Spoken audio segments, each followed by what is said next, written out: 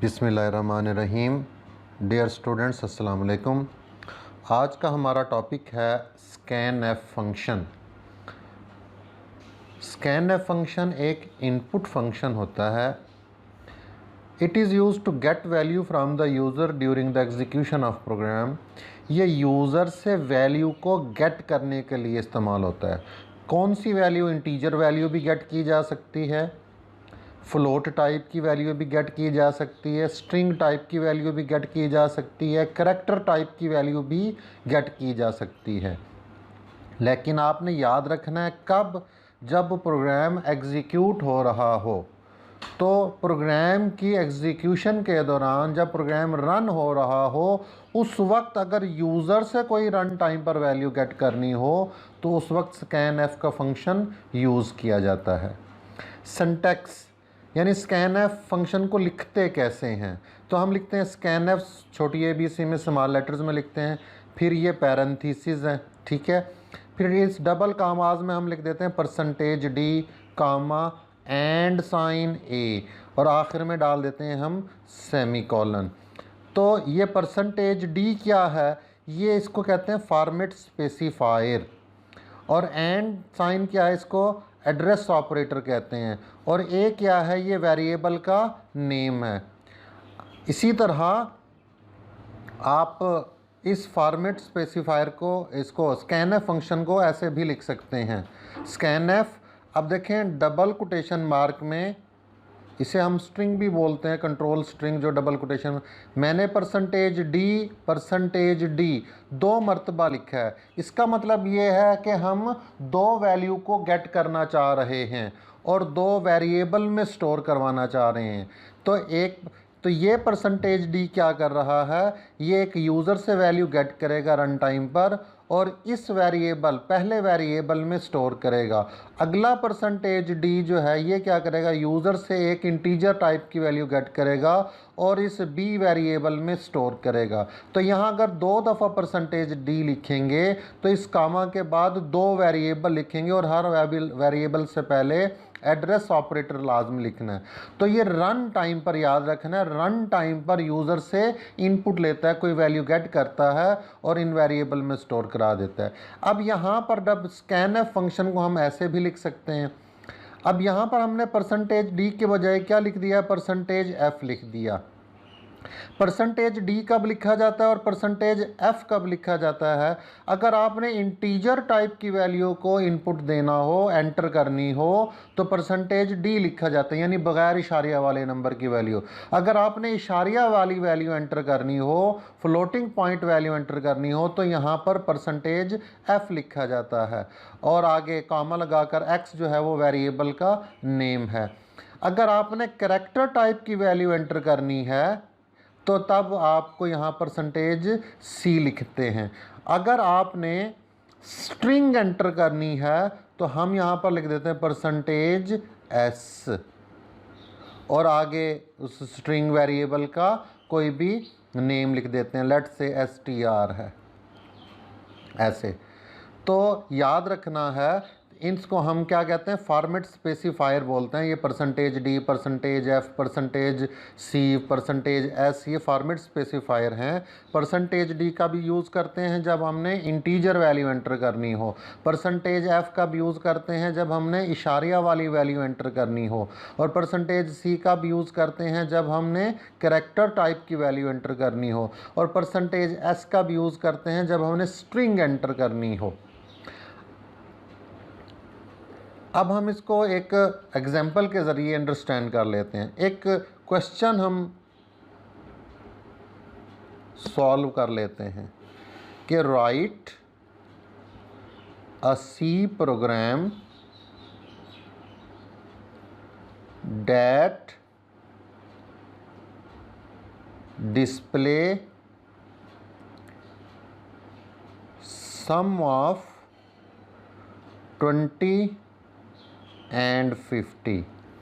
इसी तरह एक और क्वेश्चन लिख लेते हैं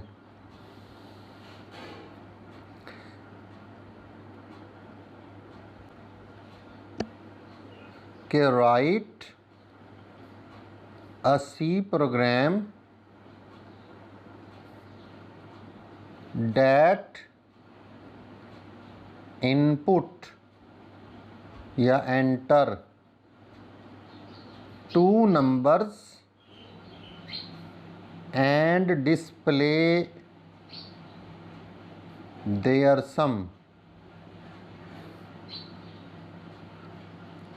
डियर स्टूडेंट्स, आपने इन दोनों क्वेश्चंस को गौर से समझना है और इसको अंडरस्टैंड करना है। यहाँ पर क्या कहा जा रहा है कि एक सी लैंग्वेज का प्रोग्राम लिखें जो डिस्प्ले कराए क्या, सम, मजमुआ, किस किस का, 20 एंड 50 का, यानी 20 और 50 को ऐड करे और ऐड करने के बाद जो आंसर आए उसको डिस्प्ले कराए। इस तरह का एक प्रोग्राम लिखना है। इस प्रोग्राम में क्या कहा जा रहा है, write a C program that input two numbers, के दो नंबर्स को इनपुट ले, एंड डिस्प्ले देयर सम, और उनके सम को जाहिर करे। यानी ये भी दो नंबर्स को जमा करने का प्रोग्राम है और ये भी दो नंबर्स को जमा करने का प्रोग्राम है। डिफरेंस क्या है, अगर आप इनको गौर से दोनों सवालों का अगर आप मवाजना करें, इनको कंपेयर करें, आपको इस सवाल और इस सवाल में क्या फ़र्क नज़र आएगा। फ़र्क ये नज़र आएगा, यहाँ पर दो नंबर जमा करने हैं लेकिन वो दोनों नंबर्स यहाँ पर गिवन है, सवाल में दे दिए गए हैं, और यहाँ पर वो दोनों नंबर्स, यहाँ पर भी दो नंबर्स को जमा करने हैं इस सवाल में, लेकिन यहाँ पर दोनों नंबर्स गिवन नहीं हैं, बल्कि आपको कहा जा रहा है कि क्या करें, डैट इनपुट करें, यानी या एंटर, इनपुट या एंटर का लफ्ज़ इस्तेमाल हो रहा है और वो नंबर्स गिवन नहीं हैं। तो बस इसी निशानी को आपने याद रखना है, इसी टेक्निकल बात को आपने याद रखना है कि जब सवाल में नंबर्स गिवन ना हो और इनपुट या एंटर के अल्फाज हों, उस वक्त स्कैन एफ का फंक्शन यूज़ किया जाएगा। याद रखिएगा, दोबारा से सुन लीजिएगा, यही इसमें एक अहम बात है कि जब क्वेश्चन के अंदर नंबर्स गिवन ना हों और इनपुट या एंटर के अल्फाज हों तो उस वक्त स्कैन एफ का फंक्शन इस्तेमाल किया जाएगा। यहाँ पर इस प्रोग्राम के अंदर नंबर्स गिवन हैं तो इस प्रोग्राम में स्कैन एफ का फंक्शन इस्तेमाल नहीं होगा, और इस प्रोग्राम को जब आप सॉल्व करेंगे, प्रोग्राम बनाएंगे, तो स्कैन एफ का फंक्शन यूज़ होगा। तो अब हम इनको अलग-अलग इनका प्रोग्राम बनाते हैं ताकि आपको समझ आ जाए कि स्कैन एफ का फंक्शन कैसे यूज़ किया जाता है।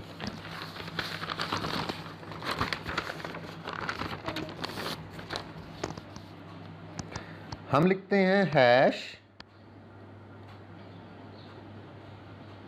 इंक्लूड stdio.h, इनको एंगल ब्रैकेट बोलते हैं, और ये stdio.h ये हेडर फाइल है। Hash include conio.h wide main. अब मैंने आपको बहुत पहले के लेक्चर्स में प्रोग्राम बनाने का तरीका समझाया था कि पहली 4 लाइनें आपने हर प्रोग्राम में लाजमी लिखनी है। अब यहाँ पर सबसे पहले वेरिएबल डिक्लेयर करने हैं। ये प्रीवियस लेक्चर्स में मैंने ये आपको बड़े अच्छे तरीके से ये समझाया था कि प्रोग्राम बनाने का तरीका। तो अगर आपने वो लेक्चर अभी वॉच नहीं किया, देखा नहीं है, तो उसको लाजमी देखें। उसमें कंप्यूटर पर भी प्रोग्राम कैसे बनाया जाता है और प्रोग्राम बनाने की टेक्निक क्या है वो सारी समझाई गई थी, ताकि आप वो देख लेंगे ताकि आपको ये समझ आ जाए। तो सबसे पहले वेरिएबल, हमें कितने वेरिएबल चाहिए, हर नंबर, वेरिएबल का असूल क्या होता है, हर नंबर के लिए वेरिएबल चाहिए हमें। हम ए बी सी 3 वेरिएबल ले रहे हैं। अब हमारे पास, जैसा मैंने कहा कि हमारे पास एक नंबर क्या है 20 है, एक नंबर क्या है 50 है। तो हमने कहा हर नंबर के लिए एक वेरिएबल, तो इस नंबर के लिए एक वेरिएबल ले लेते हैं ए, इस नंबर के लिए एक वेरिएबल ले लेते हैं बी। जब इनको ऐड करेंगे तो हमारे पास आंसर आएगा 70, तो इस नंबर के लिए भी एक वेरिएबल ले लेते हैं। तो ये तीनों नंबर इंटीजर हैं, इसलिए यहाँ पर हम इंट लिखते हैं। इंटीजर नंबर बगैर इशारिया वाले नंबर को कहते हैं। तो असूल क्या हमने पढ़ा था लास्ट प्रीवियस लेक्चर्स में कि जितने नंबर्स होंगे उतने वेरिएबल हम यूज़ कर लेंगे। तो अब दूसरा पहला स्टेप क्या है, वेरिएबल्स को डिक्लेयर करें, यानी वेरिएबल के नाम लिखें और इसकी डाटा टाइप। दूसरा असूल क्या था, जिन वेरिएबल्स की वैल्यू क्वेश्चन में गिवन है, हमें किस किस की वैल्यू, कौन कौन सी वैल्यू गिवन है, एक 20 वैल्यू गिवन है और एक 50 वैल्यू।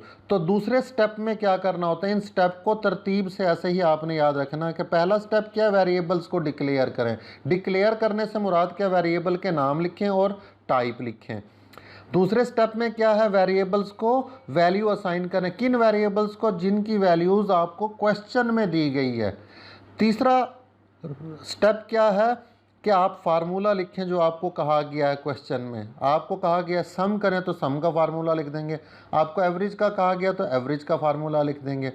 फिर आपको क्या कहा गया है कि यहाँ पर इस वेरिएबल की वैल्यू को प्रिंट करा दे, परसेंटेज डी कॉमा सी। प्रिंट एफ क्या करता है, ये वेरिएबल, ये क्या करेगा, प्रिंट एफ इस वेरिएबल की वैल्यू को स्क्रीन पर प्रिंट करवा देगा। तो ये तो एक प्रोग्राम था जो आपको अभी प्रीवियस मैंने बताया है। अब दूसरे उसको हल कर लेते हैं प्रोग्राम को, hash include stdio.h hash include conio.h wide main, इसी तरह इंट ए बी सी। आप अगर गौर करें कि हमारे पास जो दूसरा प्रोग्राम था, मैं आपको दोबारा से दिखा देता हूँ क्या हमारे पास प्रोग्राम था। हमारे पास प्रोग्राम थे ये तो अभी हमने सॉल्व किया कि दो नंबर्स गिवन हैं, इसे ए की वैल्यू तस्वुर कर लिया, इसे बी की वैल्यू, और इन्हें ऐड कर लिया, सम कर लिया। ये प्रोग्राम अभी सॉल्व किया आगे। यहाँ पर तो हमारे पास क्या कहा जा रहा है, इनपुट या एंटर टू नंबर्स। क्वेश्चन को अंडरस्टैंड करना लाजमी है, इसके बगैर आप किसी प्रोग्राम को बनाने के काबिल नहीं होंगे। तो यहाँ पर इनपुट कहा जा रहा है कि इनपुट टू नंबर्स, और नंबर्स का पता नहीं है, सिर्फ ये पता है कि कोई से भी दो नंबर्स हो सकते हैं। अब यहाँ हम अज्यूम कर लेते हैं कि यहाँ पर कौन से नंबर हैं जी, दो नंबर हैं और दोनों नंबर इंटीजर हैं, लेकिन नंबर्स का नहीं पता, सिर्फ इतना पता है कि दो इंटीजर नंबर हैं। तो इसके लिए क्या यूज़ किया जाएगा, स्कैनएफ यूज़ किया जाएगा।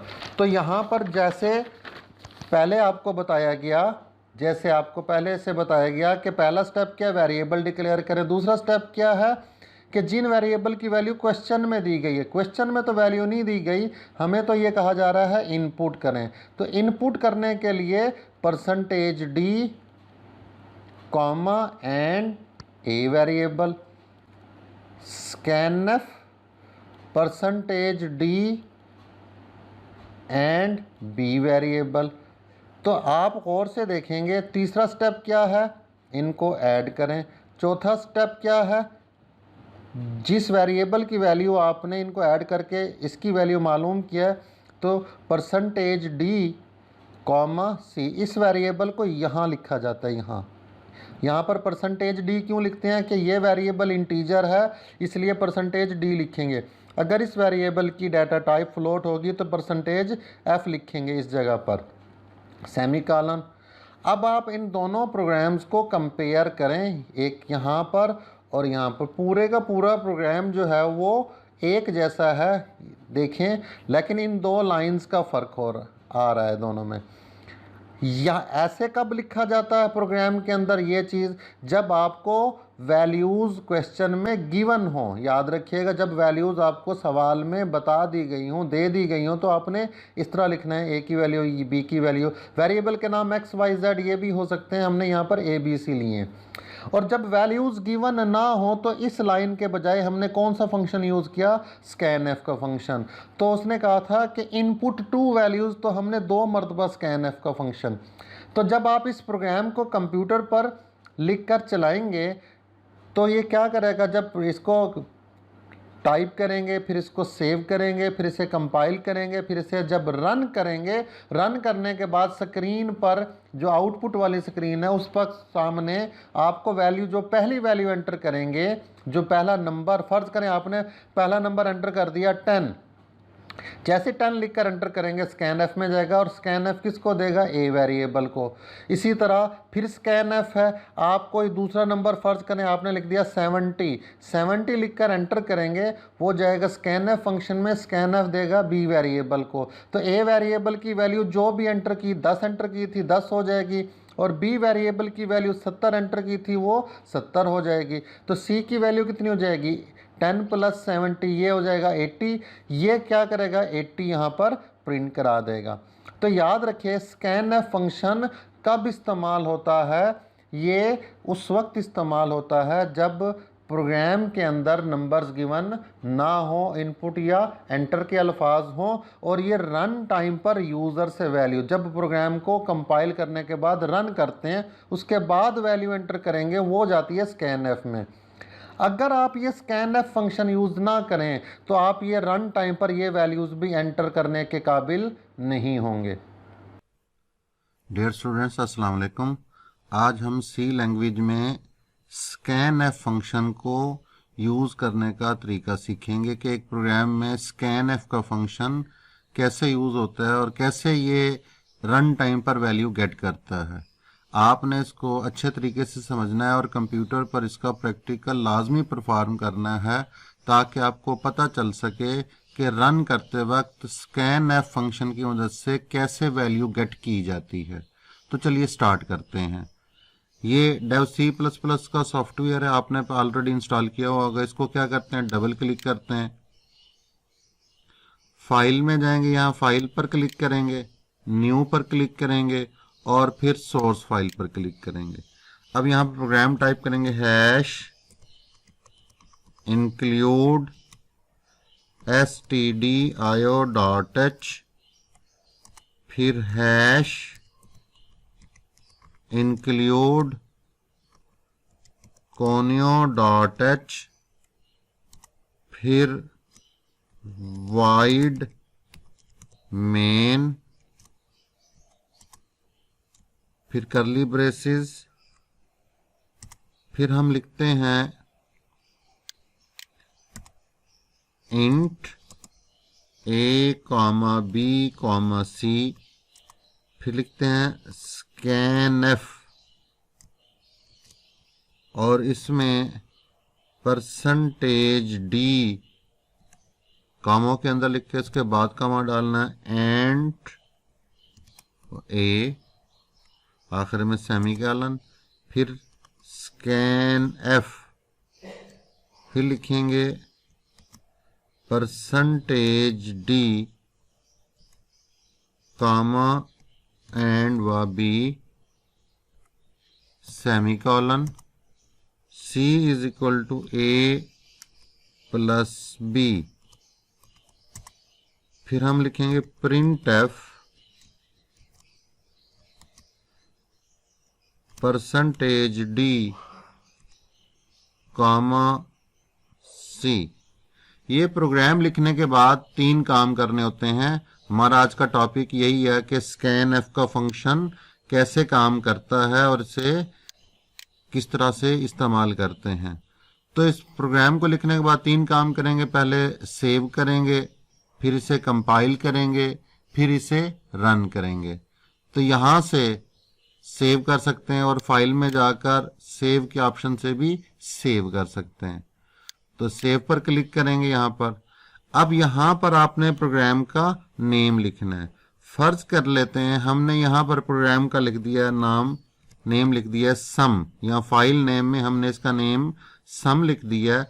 और यहाँ पर याद रखना, जब भी सी लैंग्वेज में प्रोग्राम बनाएंगे तो यहाँ से ये सेव एज टाइप की यहाँ पर क्लिक करके यहाँ से एक्सटेंशन करना है सी सोर्स फाइल, ये लाजमी करना है। अगर आप ये नहीं करेंगे तो ये C++ का प्रोग्राम बन जाएगा और इसकी एक्सटेंशन CPP हो जाएगी। तो हमने यहाँ फाइल नेम यहाँ पर लिखने के बाद हमने क्या करना है, सेव एज टाइप यहाँ पर क्लिक करके सी सोर्स फाइल, यहाँ से सी सोर्स फाइल सेलेक्ट करना है। अब इसको हमने कर देना है सेव। ये हमारा प्रोग्राम सेव हो गया। अब हमने यहाँ से क्या करना है, इस जगह से कंपाइल करना है। ये प्रोग्राम हम कंपाइल कर रहे हैं और इसकी एरर्स को चेक करना है।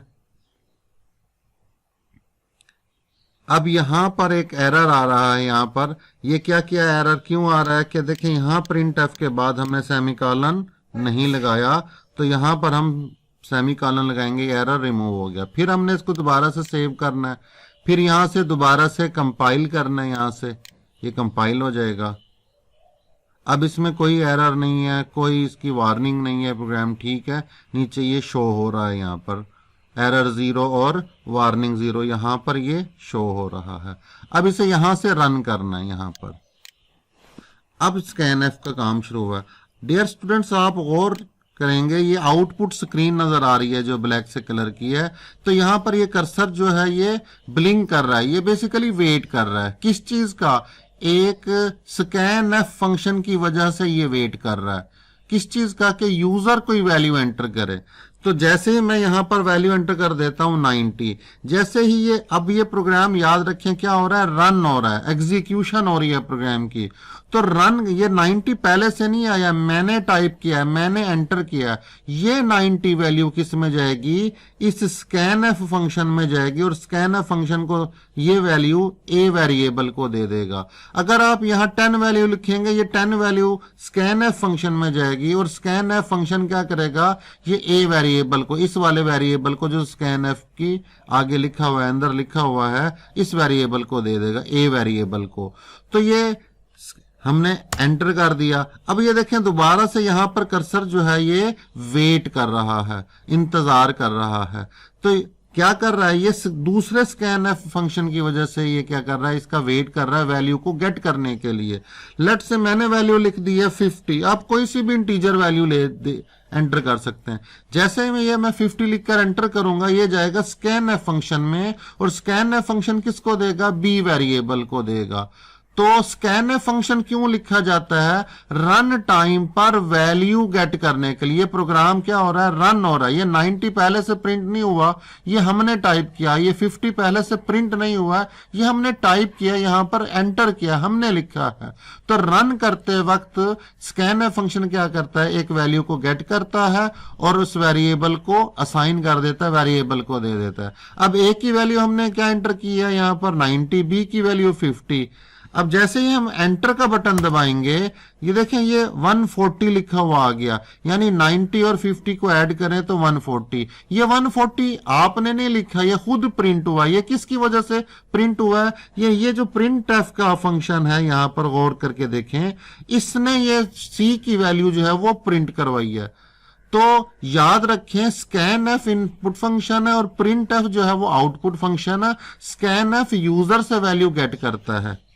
अब आप कोई सा भी एंटर का बटन दबा दें या कोई सी भी की दबा दें, ये आपका आउटपुट आ गई। अब इस प्रोग्राम को हम दोबारा से रन कर लेते हैं ताकि आपको ये अच्छे तरीके से समझ आए। मैंने देखें यहां पर मैं रन के बटन पर क्लिक कर रहा हूं, इस पर क्लिक करें, ये प्रोग्राम जो है वो दोबारा रन हो रहा है। आप गौर करें, फिर ये स्कैनएफ के, ये जो स्कैनएफ का फंक्शन है, इसकी वजह से ये कर्सर ठहरा हुआ है। आप यहाँ स्कैनएफ फंक्शन ना लिखें तो यहाँ कर्सर वेट नहीं करेगा। ये स्कैनएफ की वजह से वेट कर रहा है। किस चीज का वेट कर रहा है, किस चीज का इंतजार कर रहा है, कोई वैल्यू को गेट करने का। तो हम कोई वैल्यू लिख देते हैं। फर्ज करें लेट से हमने वैल्यू लिख दी 20 लिखकर एंटर करेंगे, जैसे ही ये किस में चली जाएगी, स्कैनएफ फंक्शन में, और स्कैनएफ फंक्शन ए वेरिएबल को देगा। मैं एक और वैल्यू लिख रहा हूं क्योंकि दूसरा स्कैनएफ फंक्शन भी है, 2 स्कैनएफ फंक्शन है तो 2 वैल्यू एंटर होंगी। 4 दफा अगर स्कैनएफ फंक्शन को लिखेंगे तो 4 वैल्यू एंटर होंगी। मैंने क्या वैल्यू लिख दी है यहां पर, फर्ज करें मैंने वैल्यू लिख दी है 40 वैल्यू लिख दी है। तो जैसे 40 लिखकर एंटर करूंगा, ये 40 वैल्यू किस में चली जाएगी, स्कैनएफ फंक्शन में, और स्कैनएफ फंक्शन क्या करेगा, इस वेरिएबल बी को ये वैल्यू दे देगा। तो स्कैनएफ फंक्शन रन टाइम पर यूजर से वैल्यू लेता है। ये प्रोग्राम अब रन हो रहा है। रन टाइम से मुराद या एग्जीक्यूशन ऑफ प्रोग्राम से मुराद जब प्रोग्राम को चला रहे होते हैं, अब उसकी आउटपुट दे रहे होते हैं या उसको रन कर रहे होते हैं, उस वक्त ये वैल्यू गेट करता है। तो जैसे मैं एंटर करूंगा, ये आंसर आ गया यहां पर 60। ये 60 आंसर किसकी वजह से है, प्रिंट एफ की वजह से आया, ये स्कैनएफ की वजह से नहीं आया। आप इसको लाजमी कंप्यूटर पर कोड करें। उम्मीद है आपने ये प्रोग्राम समझ लिया होगा। तो अगर आपने अभी तक मेरे चैनल को सब्सक्राइब नहीं किया, जल्दी से सब्सक्राइब करें ताकि हर नई आने वाली वीडियो का आपको नोटिफिकेशन मिल सके। अपना ख्याल रखिएगा। अल्लाह हाफिज।